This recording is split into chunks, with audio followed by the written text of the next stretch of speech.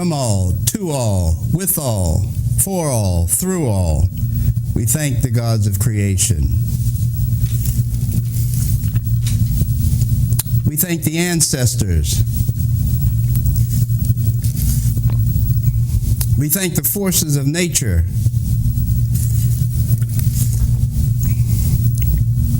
And we thank the earth. We thank them for their direction, their protection, their guidance, for keeping us, showing us, allowing us to know and enjoy life to its fullest, now and later.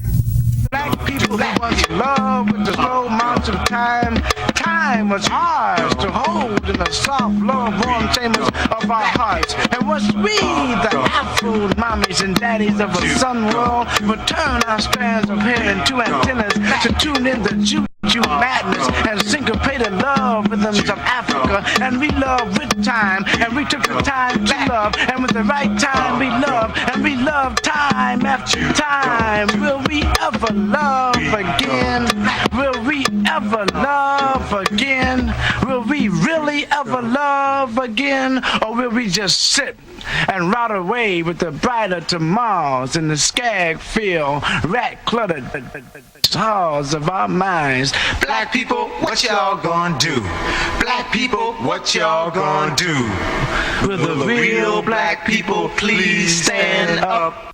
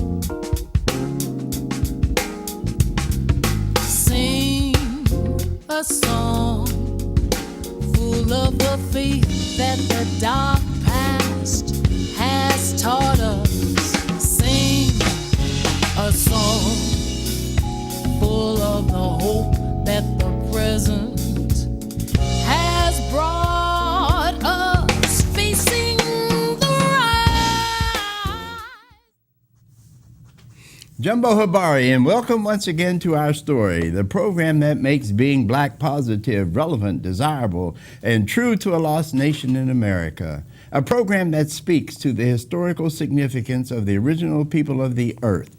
Our Story Network takes pride in setting itself away from other programs that centers on entertainment or rhetorical mumbo-jumbo that misdirects your attention onto other things that causes you to exhaust your resources and renders you brain dead. It is Our Story who talks about commitment to you and your people. It is Our Story that champions the reestablishment of the black genius that once ruled the world. It is our story that focuses you in on the rewards of black advocacy, black activism, black involvement, and black power. It is our story that encourages survival of the black race and solicits your involvement to that end. Black folks must remember, race first is the call of the day, and we as a people must. I say must take the pledge if we, the people of the original race, expect to survive. As I take the many lessons I have received over the years and reflect upon them by sharing these lessons with my brothers and sisters, I realize the power that we as a people possess for the most part has gone unnoticed. The masses of black folks who have been rendered lost and disenfranchised from the meaning and mission our ancestors intended for us to embrace is all but depleted. It is because of the mission and meaning of the life of our ancestors that I realize how blessed as black people we really are. What fascinates me are the many gifts I have been granted, which allows me to distribute the information onward to you. As always, that message begins and ends with the importance of blackness. Say it loud, I'm black and I'm proud. Greetings, friends, comrades, family, the inquisitive onlookers, and our beloved viewers. Welcome, welcome, and welcome to Our Story Network. We thank you for being with us this evening, and we trust you will take something of value away with you after the program. That is the aim and goals of Our Story Network, the network that leads the pack in modern-day communications and ancient and modern education. I say ancient and modern education because of the many errors we have found in translations and interpretations of ancient records. The modern revelations by new black scholars have opened the window of discovery that has allowed the truth and knowledge originally disseminated by the black masters of education to flourish once again. This is one of the stumbling blocks that has kept black people from rebuilding their greatness and recapturing their birthright. Good evening, brothers and sisters. Welcome to the Terror Dome.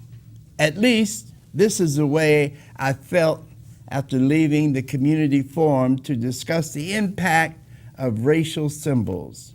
This so-called debate was entitled Beyond the Mask, sponsored by NOLA Media Collaborative. After being urged to attend this meaningful debate, according to the commercials encouraging people to attend, it was communicated that the Zulu Social and Pleasure Club would be in attendance. Once there, it was explained that the Zulu representatives were not coming, and someone had to call a former president and past Zulu king, David Belfield, to give his accounts as a former member of the Zulu organization. David's beginning and parting words were, "I do not represent nor can I speak for the Zulu organization." The last sentence made it impossible to have a debate or to expect a productive or resolution-based conclusion, something the people in the hall looked forward to receiving. But to make matters worse, David Belfield is not a current member of the Zulu organization.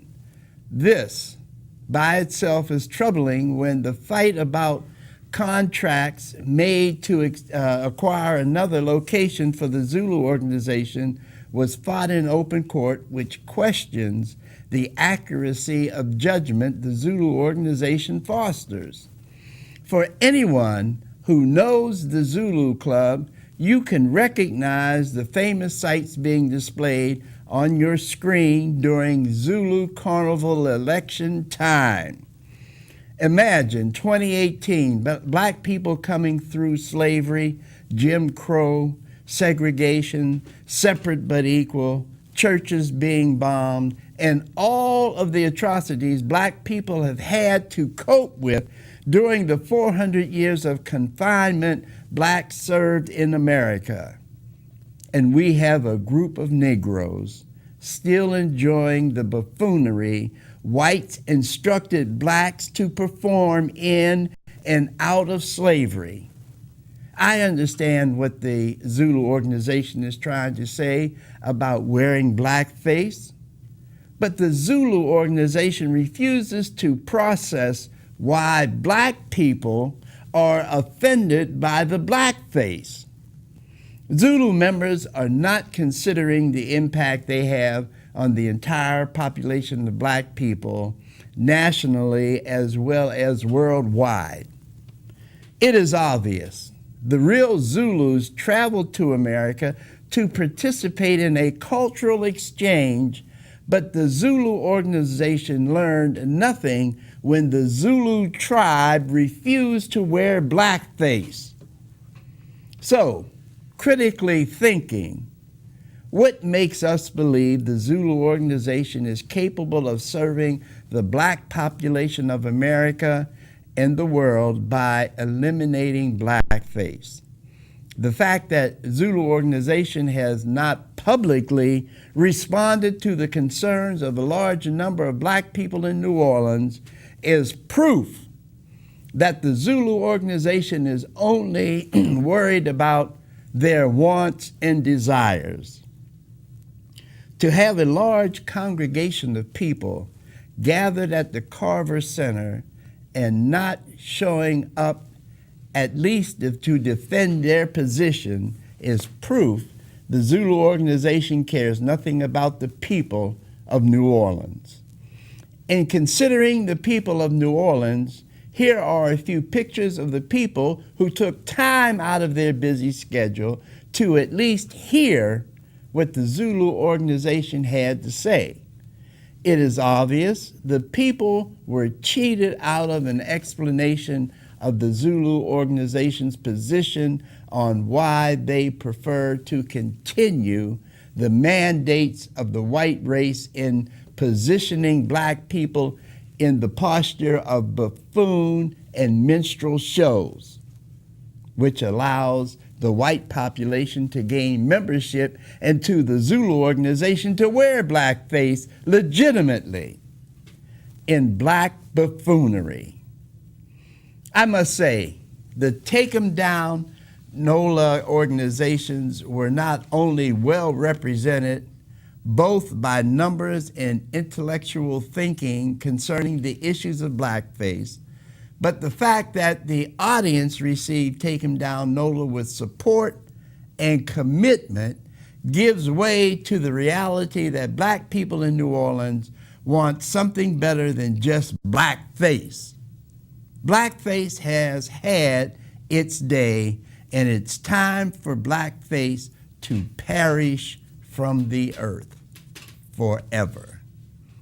Tonight, we are hosting Eric Big E Wainans and Quest from the Take 'em Down NOLA, and Yador Salim, a black man who has publicly voiced his support for blackface. To set the stage, I want the Take 'em Down NOLA to address how we got to this point in the debate. Then we will get Salim's comments and reactions. Brother E, welcome, and please start us off. Hey, Don, greetings. Much love and respect to everybody out there. Thank you, Brother WC, for having us on tonight. My pleasure. No problem. So we getting here today because when you talk about what's happening around the nation in reference to blackface, where you had a governor in Virginia had to step down, a senator or whatnot up in Florida, then had to step down in reference to them wearing blackface. And it's not as if this is something new in this country. It's just that they got caught. There was pictures of them and they got caught. And so with that said, this struggle with blackface among Zulu isn't new to Take 'em Down. Take 'em Down didn't create that struggle.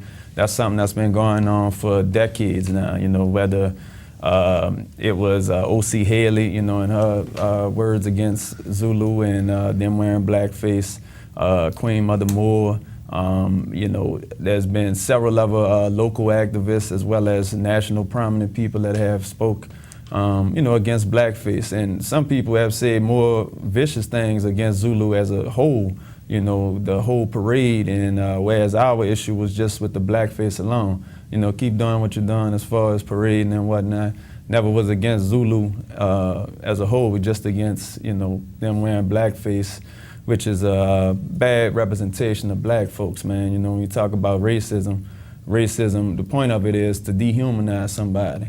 And so now as you have people parading around in blackface, something created by a white man back in 1828 or whatnot, and it's meant to dehumanize. And this is us who are black folks, the inception of this country deemed as 3/5 of a human being, 3/5 of a man.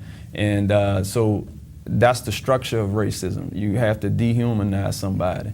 And so as you talk about what that looks like and how we are then represented, they use blackface to completely make us into clowns, into buffoons, to make us less than, to make us seem like we are childlike in nature, unintelligent. And that's been used here for centuries now.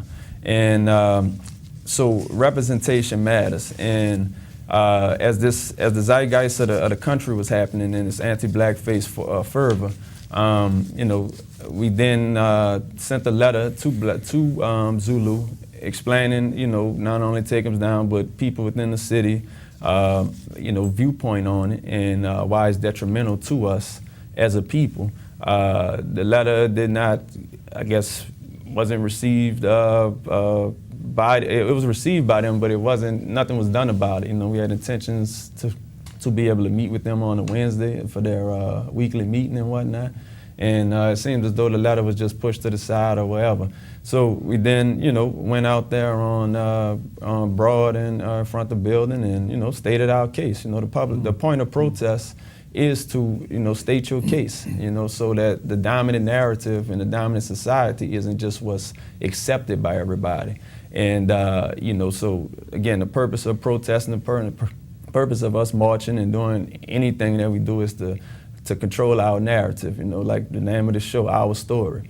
And so as we went out there, we was on a bullhorn and we stated our case. We gave some historical reasons why it is bad, why this is detrimental to us as a people. When I look at blackface, I just see utter disgust. I think of the mentality of, that a white cop would then have when he approached, Tamir Rice.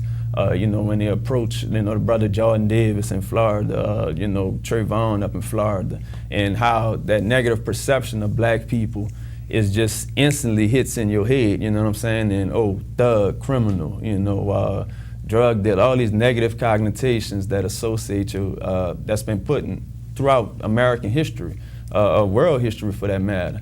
And the blackface just perpetuates that, you know what I'm saying? It continues that negative imagery of black folks.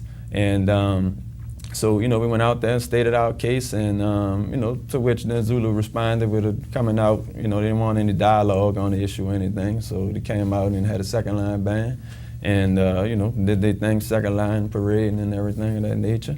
And, from that point, now we eventually there was a lot of fervor, we kicked the hornet's nest, as far as like community goes, and getting some backlash from it.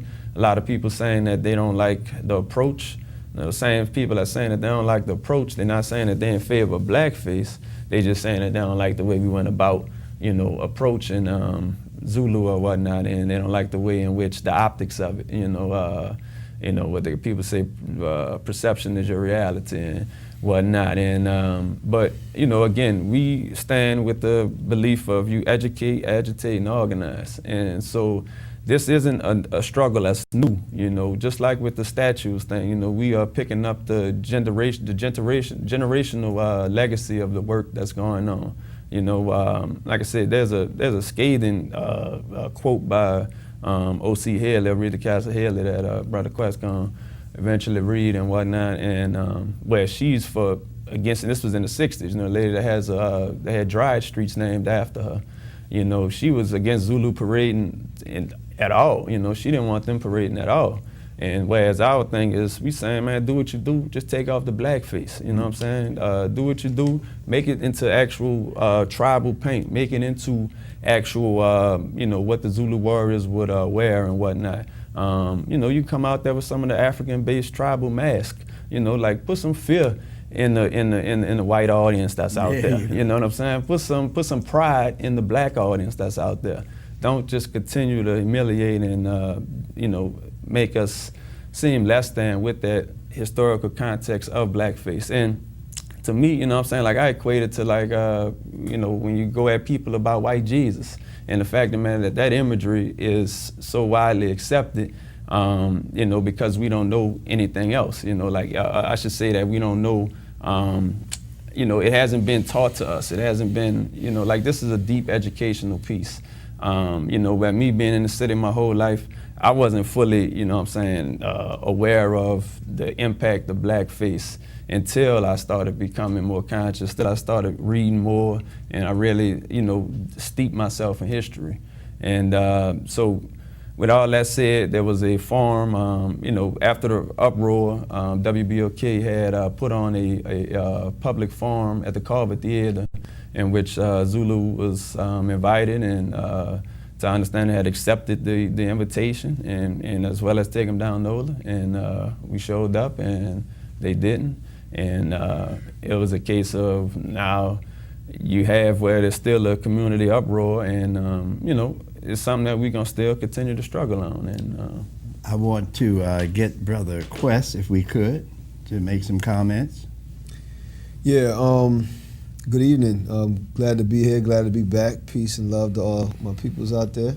Everybody that supports Em Down NOLA and Black liberation, especially those who understand the direct connection between, you know, we won't get free until all the blockages are out the way. That's what Em Down NOLA exists for. I think Big E has covered all of the bases perfectly. There's not too much more I can add to that others than maybe zooming out a little bit and speaking to the mission statement for Em Down NOLA.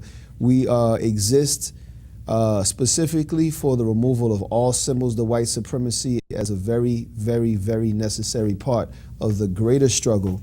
And this is the part that a lot of people miss out on, the greater struggle for racial and economic justice.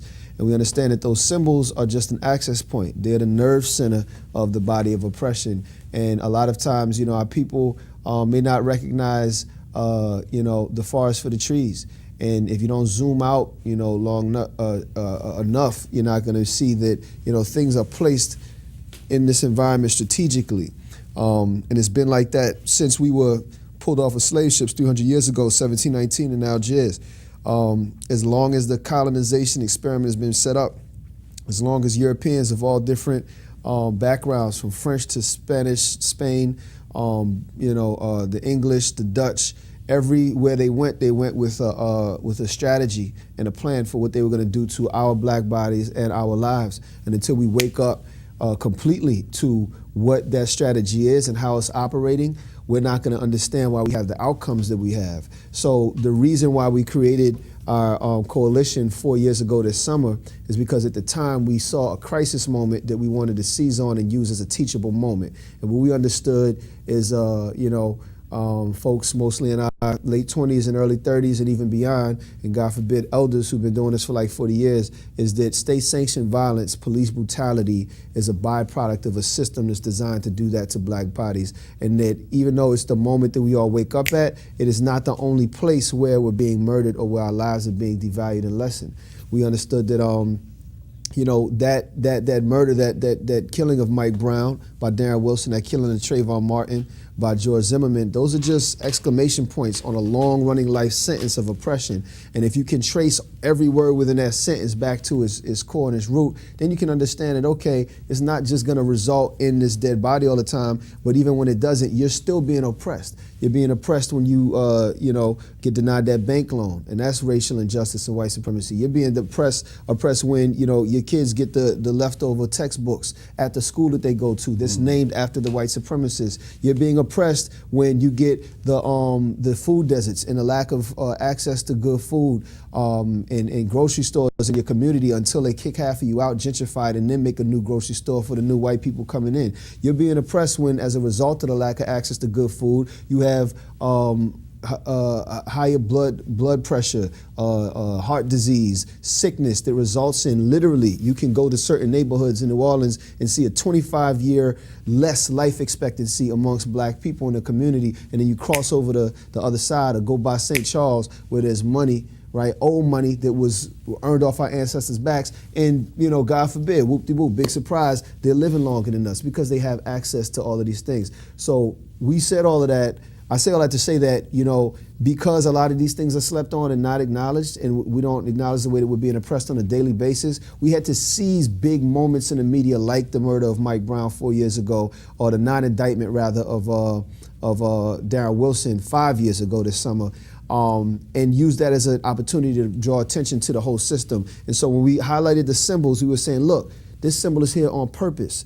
Robert E. Lee was put here on purpose because he's supposed to uphold a system, a thought process, an ideology, a belief system of white supremacy. And he's not the only one. You can count another 16. You can count all of the street names. You can count, not all, but a lot of the street names from Claiborne to Carrollton. All of these are former politicians / slave owners and white supremacists.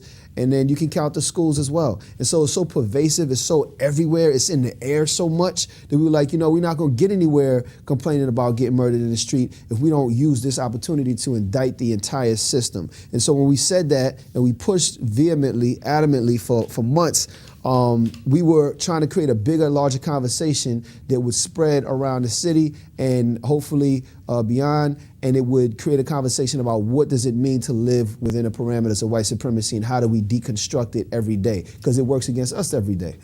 And so all that to say that, you know, zoom to this moment, a lot of people are wondering why we would highlight blackface. Like Big E said, it was one of many things within our catalog of things that had to be addressed eventually, and we're in a moment where it's a teachable moment because the whole world is looking at blackface, and so we had to address it.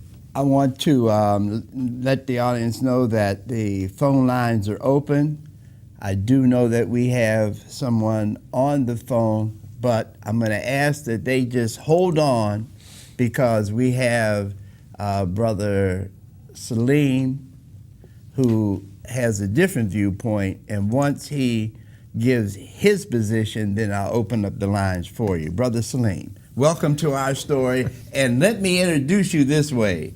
We've known each other a long time, and I'm going to tell you, I would have gone to bank on you not being for this, and I would have lost my money. So tell me why I would have lost my money. First, let me say I normally teach my Spanish classes on Wednesdays, so I cut it short tonight just to be here for this occasion. I appreciate that. Thank you, sir. I appreciate you giving me a call to come on and be a part of this, you know.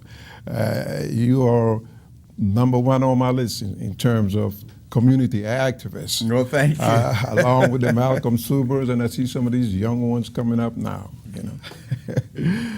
But first, let me clarify let me set some guidelines, okay? The color black, the black hue, is not a color, black hue. The black hue must be respected and welcome, okay, in any fashion, place, form, or whatever. Whenever the word black, the hue black is the subject, we must accept that happily, gladly, strongly, and proudly. The comment I made at the forum, yes, the Carver Forum, okay, because everybody was very, like you, very strange watching me talking about the blackface. Disappointed, to say the least. Disappointed. And in my narrative, I say no one on the stage was black. Nobody was black there. With the exception, you pointed out Quest. I'm getting to that. I'm getting to that. That's why I brought it up. Saying no one on this stage is black, maybe with the exception of Brother Quest. Okay? And that gave a response, man, of buffoonery. I was confused. I think other people were confused too. If you could explain that. You know? I'm trying to explain, so let me finish. Let me finish. That gave, the normal response that you get when you say, when the black hue is represented. Okay, skirmish. Everybody, ooh, ooh, ooh, ooh. Okay. A little chatter and laughter. Oh, bad Brother Quest. You know why? Because we have been miseducated to think that the word black is ugly. So the first thing we do, okay, when you hear, and we shouldn't, the hue, the black hue is ooh, ooh, ooh. Now let me tell you what the response should have been when I said, Brother Quest is probably the only black one on there. Hey, bravo! More power to you, black man. That's the kind of response if you are proud and if you're not subconsciously, okay? Because that's a subconscious thought that came out there. It comes out all the time because the first thing that hits you is the ugliness that you've been miseducated to. And I say miseducated, let me tell you how you were miseducated, okay? Let me tell you how you were miseducated by those 9 old white boys who told you that Christopher Columbus discovered America. They have told you many, many other lies like that. They told you Jesus was white. Okay? I came here in 1958. All right? And the folks that new friends that I gathered around, one of the first thing, not the first thing, but something that they say to me is, stay away from the Muslims. Stay away from the black Muslims. They're good people. They were just trying to protect me because I'm new. I'm in a strange land, hardly speak the language. Get away from the Muslims. Stay away from the Muslims. I'm meek, curious. I need to know why you want me to stay away from the Muslims. Yeah. Say, oh, well, they told me a bunch of stuff. The troublemakers and stuff. But the biggest thing they say that stuck in my head is they said Jesus is black. You see that? Level of consciousness was not there with those people. It was not there. You could take a graph, okay? You call yourself conscious. You take a graph from 0 to 10 and try to measure out your conscious of your level of consciousness.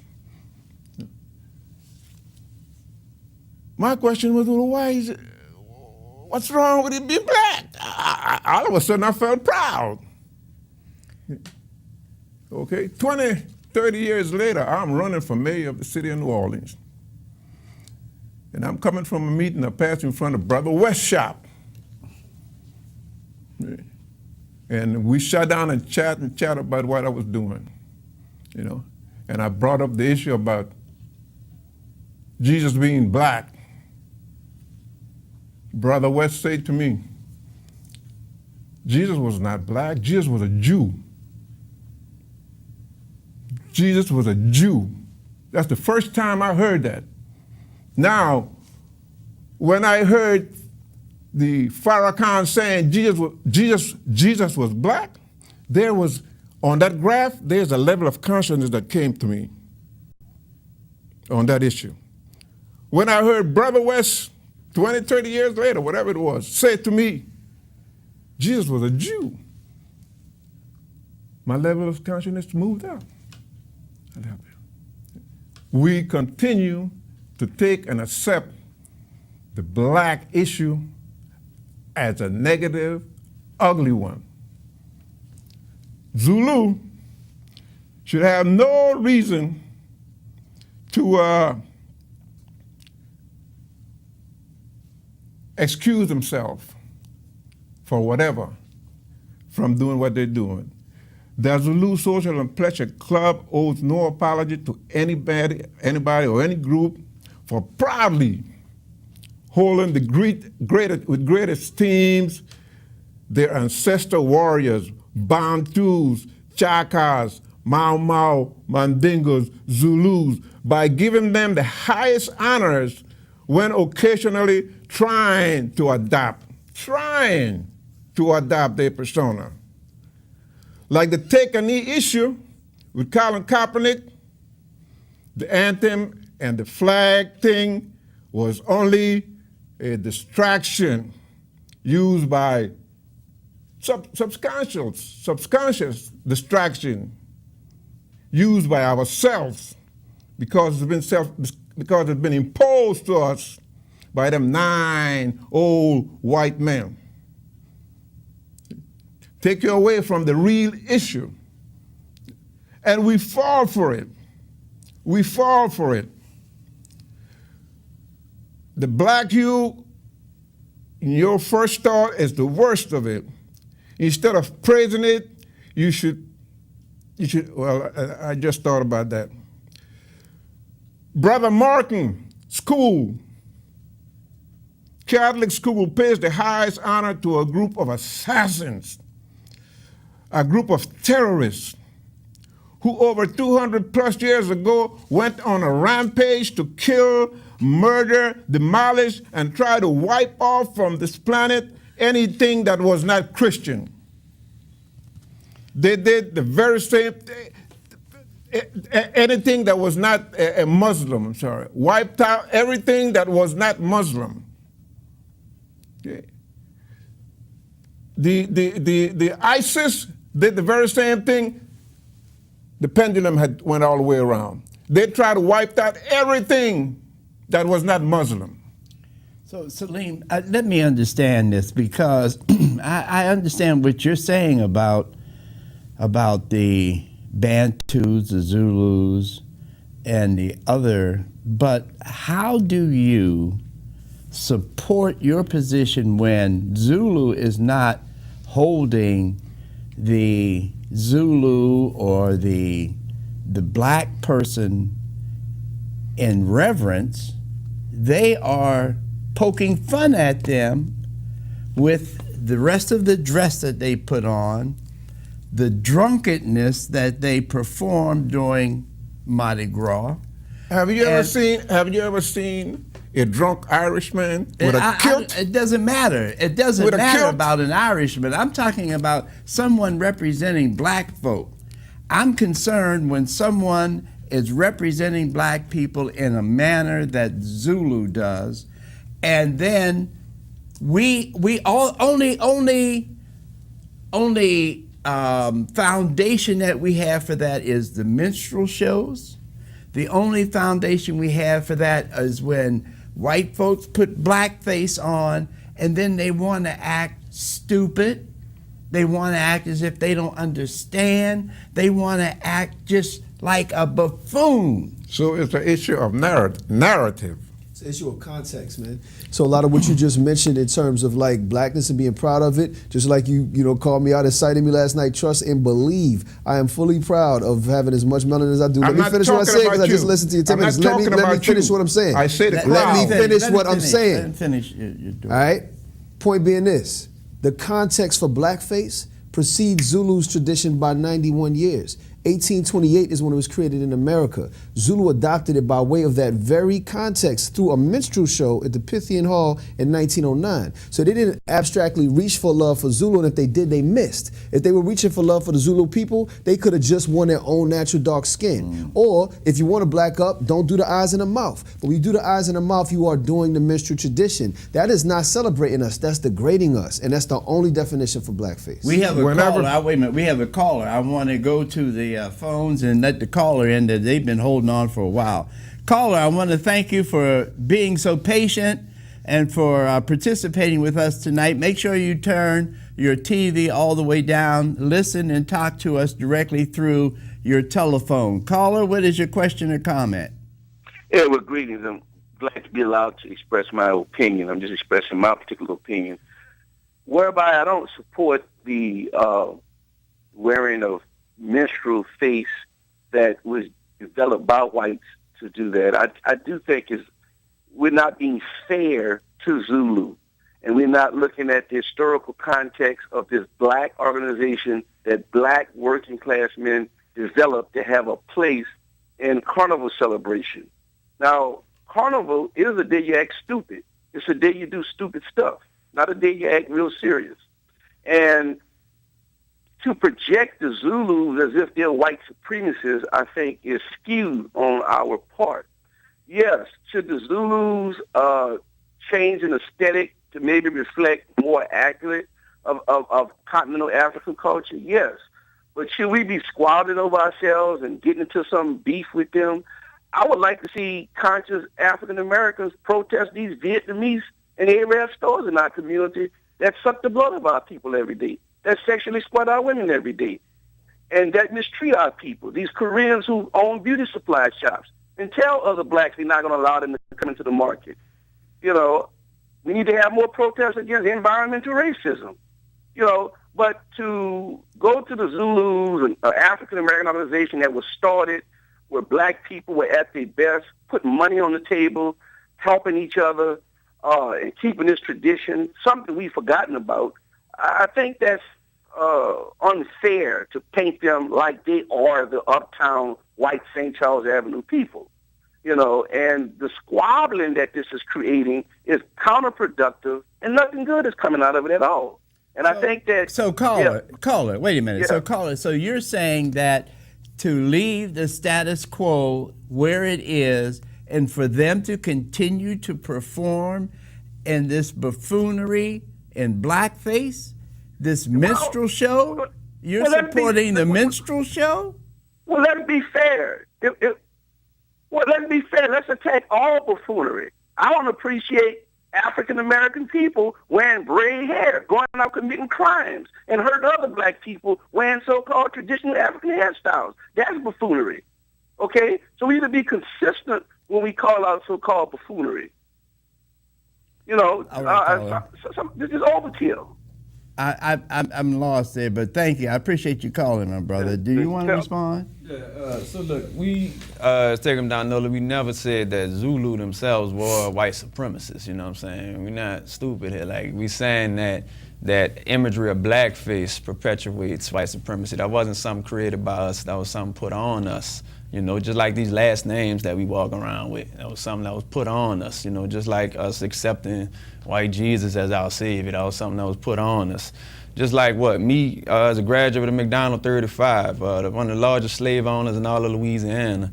And that was something that was put on us. And me as a graduate, I then elevate his name, you know, as I say what I did and do in the world, and I get props for it, and I say I went to John McDonald 35. That's elevating a slave owner's name. You know, that's something that was put on us. You know, as I say I live on Robert E. Lee Boulevard or whatnot. You know, I say I live on Claiborne, whatever. That's elevating these people's names. You know, me as in the green, I don't know nothing. I just think that that's a great man. I see Robert E. Lee as at the pinnacle of the city, you know, the highest point in the city. Never stepped foot in New Orleans, but yet he had the highest point in this city, right? I want to give Salim an opportunity to respond. Go ahead, Salim. There's an old saying says, don't tell me to clean out my closet if you haven't cleaned yours. Don't tell me about my yard if your yard is a mess. Would you all agree with that? So I'm trying to see in what context you're putting this, though. Well, in any context, if you come to me and tell me, I'm your neighbor, tell me I need to cut my grass, okay? And my I look grass at is high. Grass I is high, understand. okay. So And I'm then- trying to put this in the context. So what are you saying about Take 'em Down NOLA as far as the context where they're complaining about the blackface? Okay. So are you saying, or are you suggesting that they're using blackface at some point in time? I'm trying to get another point right quickly. All right. Okay. So person A does not have the right to tell person B to do a certain thing if they're doing something equally. That's my point right there. Okay? So I'm saying to you, what is your so-called family name? My last name Wines. Uh-huh. My last name Wines. Whining. Winans? Yeah. You brother Quest, right? And you are brother I'm Johnson. Johnson. Yeah, I come from the Johnson plantation. Johnson Plantation. You are carrying, okay, proudly honoring those murderers, rapists who misuse your grandparents, your granduncles, all of those people. Those white women's misuse our mans. It was not only the man's misusing our women's, but the one who holds the narratives tell it to you differently. Just tell you about the men's. But you are proudly carrying those names. Well, let me respond to you. Let me finish now. Let me finish my point. Let me finish. Okay, well, let's don't be all night finishing it now. Okay, let me make that one point. Okay, so now you are asking Zulu to do something because you think it's horrific, because it's insulting. Your name is insulting. Just like you want to take the McDonald's down, just like you want to take the Robert Lee Downs, you need to take the Quests down. You need to take the Johnsons down. I gave myself my name. My name ain't hurt nobody. My name came from a Tribe Called Quest. That was a very inspirational hip hop group, okay? My apologies then for that. Well, my last name is Moore, as in the Hold Moors. up for a second. Hold up. I very consciously kept my slave name because I very consciously named all of my children African names, first, middle, and last name, and gave them the option to drop the Johnson. But I did that because I was conscious enough to show that I learned something along the way, and those that I created after me was going in a totally different direction. That was conscious thinking. So you are excused because you have attempted to do the very same thing, okay? But the rest, okay? No, but they may not know about it. So you That's can't my point. get them for ignorance. That's my point. We're trying to uplift the entire race by telling them if you subscribe to this kind of behavior and carrying on, it's detrimental to you and everyone that looks like you. And it's also Those like, who are on the panel, those who are part of Take Em Down NOLA, those who are fighting the Zulus, okay? Yeah. How many of them have plantation names? But listen to this. What does They our need name do to 1 million people who come to Mardi Gras every year? There's a difference. You're making a false equivalency right here. My name, even if it was a slave master's name, in no way can equal the ritual of standing out there in blackface. It's a plantation name. Blackface in front of hundreds of thousands of black children every year. That doesn't have the same equivalency, all right? Yeah. Why are we besides ashamed the fact that it's of just black? not. Because I'm you not know what? ashamed of Because blackface. It's wait, because I'm embracing it that I don't need it. You are degraded. saying you are saying that it's a minstrel. It is. It's a minstrel. By your logic, Jewish people should be wearing platinum swastikas saying we're trying to repurpose it. Nobody asks anybody else to do that. Why we what are the Zulu are saying? Celine, let me ask you something. Celine. Do Zulu say they are minstrel or do Zulu say they are Zulus?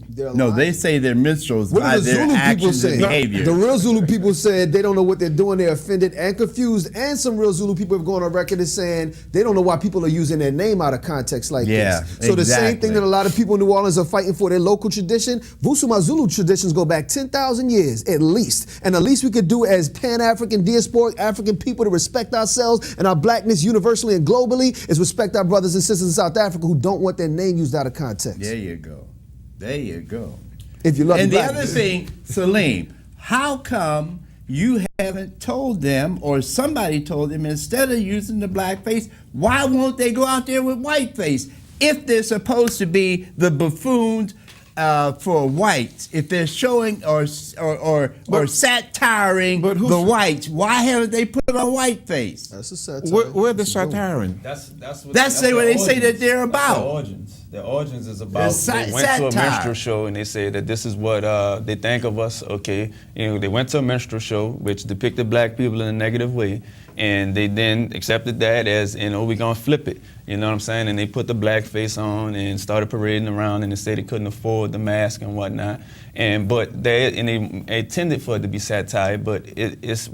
What's the joke? You know what I'm saying? We're the joke. You know what I'm saying? Yeah, like exactly. and we aren't anti-black at all. You know what I'm saying? Like it's dog. Come on, man. Like that's such Do you a. think Rex would allow them in front of their parade with whiteface on every year?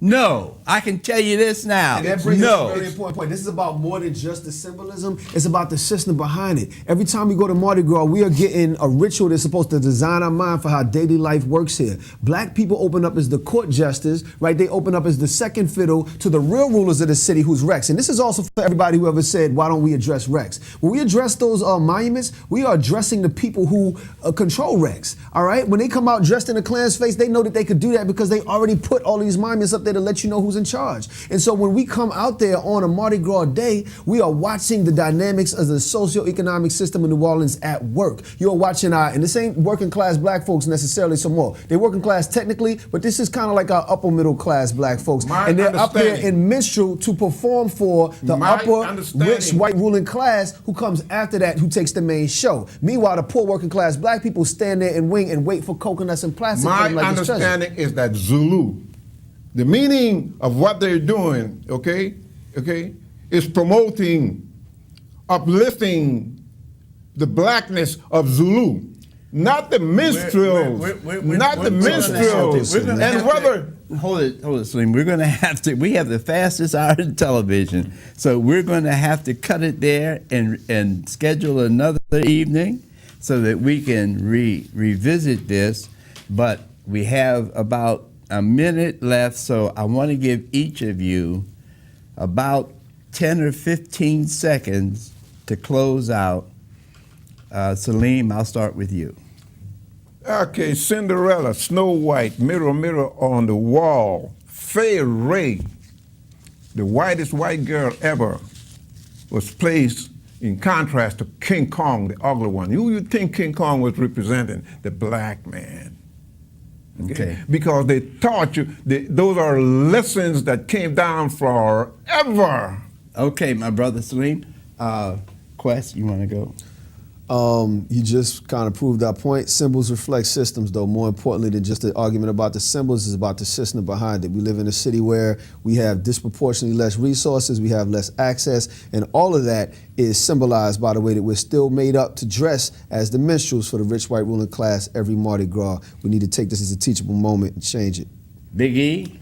Yeah, and with the work we do, you know what I'm saying, it's beyond just statues or even representation of it, you know. As the brother said, the call of environmental racism, we have an active campaign working with the residents of Garden Plaza, all black residents living on toxic soil. You know, we have a women's march coming up this Saturday, you know, along with a plethora of the work, you know what I'm saying. So check out the website, take them down NOLA, Instagram, Twitter, New Orleans Workers Group, New Orleans People's Assembly. You know, we're putting in the work each and every day. There you go. It don't stop. I want to thank you guys, each and every one of you, for taking time to be with us this evening. I think we had a very spirited conversation. We will revisit this again.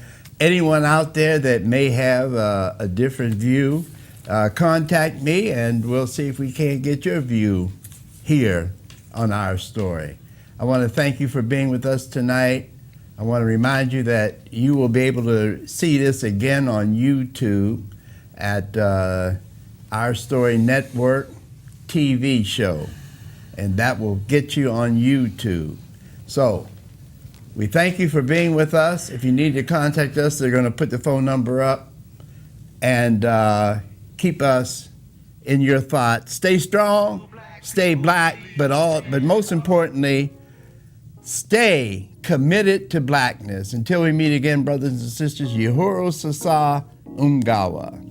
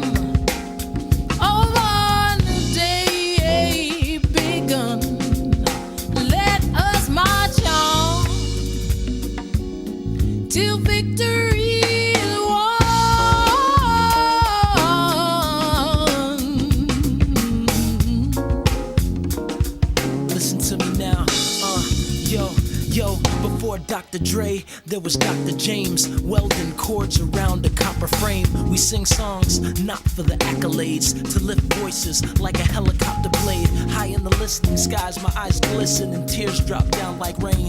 Not from the pain, from the joy of how far we came. My brainstorms are designed to celebrate our reign.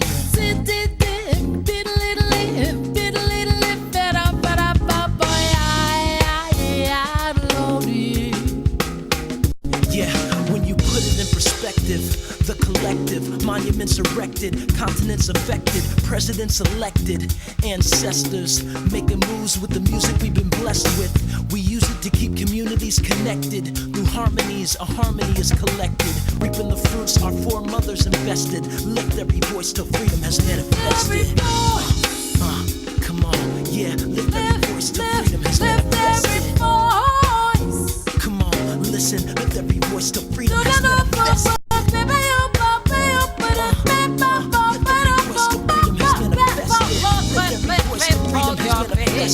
Come on, come on, come on, come on. Sing a song, yeah, talk to full of the faith that the dark past has taught us. come on. Sing a song, full of the hope that the present has brought us. Facing the rising sun Facing the rising sun, come on. of our new day begun. It's a new day.